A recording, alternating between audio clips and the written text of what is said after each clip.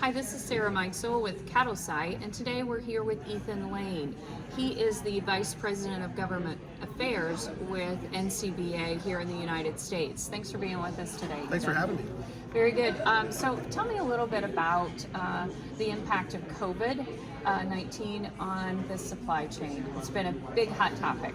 It has been. It has been front and center for 2 years now, almost, right? And absolutely impactful to every segment of the U.S. cattle and beef supply chain. Labor and the issues that I think consumers are seeing as they go to restaurants and get on airplanes and stay in hotels. Right. You know, those issues are really in stereo in the cattle industry because we have such a complicated supply chain.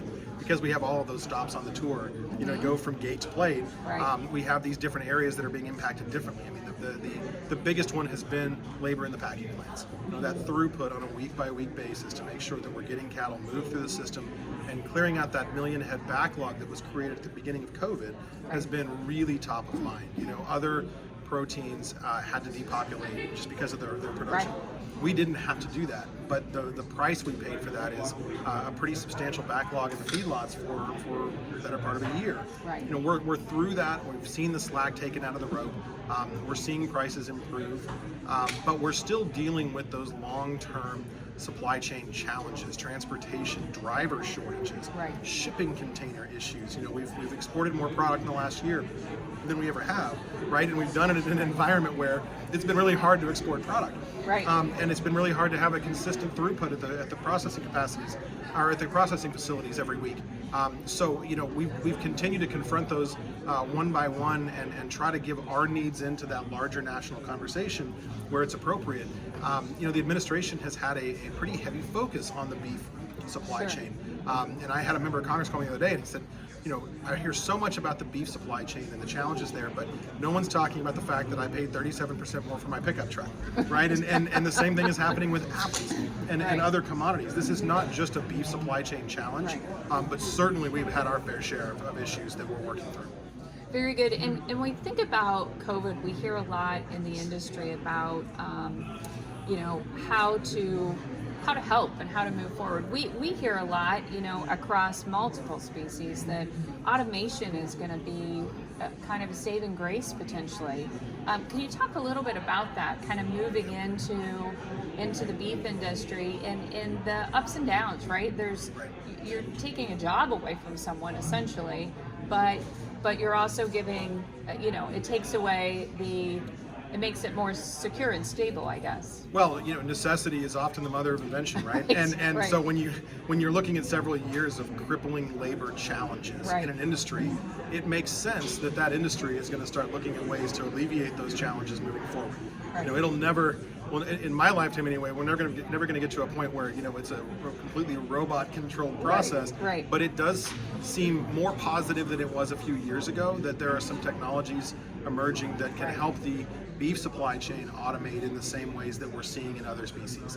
I'm hearing more and more positive from the processing side about the opportunities there, which is good news. It'll be interesting to see what really comes to fruition there, what they can practically implement Right. on the lines, and how that's going to impact throughput and their ability to keep store shelves full.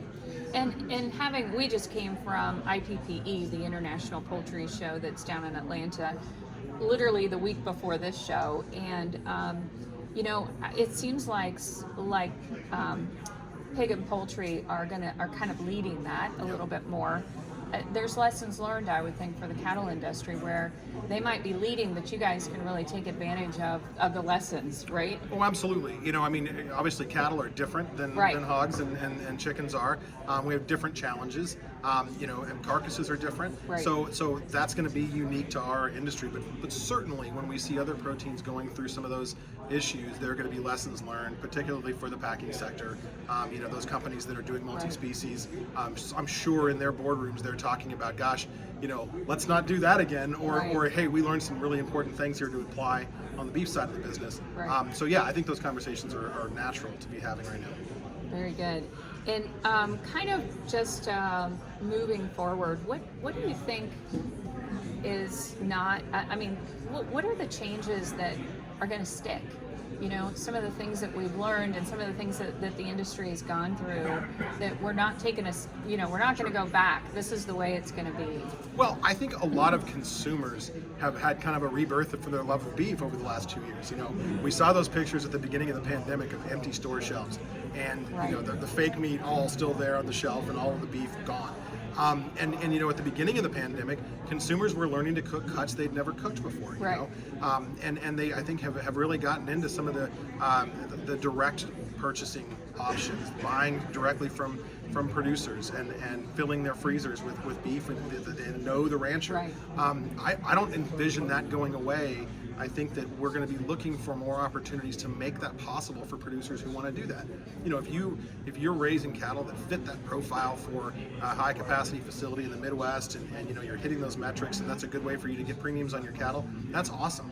We also want to make sure that producers that are filling a niche in a certain area of the country have some new opportunities to bring that product to local store shelves. We know consumers like that idea of a local product. I'm going to pick up beef from a producer in Southern Virginia that a couple of my coworkers and I bought 10 months ago. We've been waiting for a space for it to be processed. Finally got processed, so we're going to pick up our beef next week. So we're even getting in the game, you know, in our office in Washington. But I think that's here to stay, Right. and I think that's going to be important as we look at this $1 billion in processing capacity expansion money coming out of USDA to help guide them towards solutions that really help our producers grow their own businesses, right, and give them more opportunities to market their cattle, more options to move those cattle through the system. Right, because it is looking at some smaller, maybe, you know, it's funding coming in for some of these small to medium sized guys to expand potentially, right? Absolutely, and And that processing. right, exactly, and you know, as you travel around the country, you hear from producers in different parts of the country that aren't in the middle of the beef belt, right? Right. How helpful it would be to have a 500 head facility Right. that really was tuned into processing what they're raising in that Yeah. part of the country, and that's a natural fit with consumers that are saying, "Man, I drive past cattle, you know, on my way to work in the morning. Right. I'd love to buy beef that's coming off that grass right by my house." So creating more opportunity for that to happen at scale, locally, regionally, is a huge opportunity. What a great success story to connect with consumers and give producers more leverage in that transaction. So we're really excited about the possibilities there. We're excited to continue giving USDA input on how to best do that, Right. how to make sure that they're not leaving any business on the table. Yeah.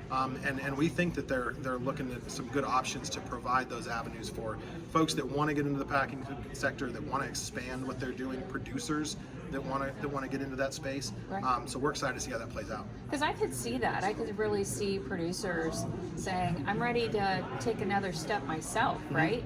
And I still want to produce cattle, but this is an opportunity, you know, an obvious opportunity, and funding's there to help, right? It is, and we just want to make sure that's done in a way that, you know, those of us that look back on the last cattle cycle, and you had plants tilt up, and then, you know, as those margins shifted, Right.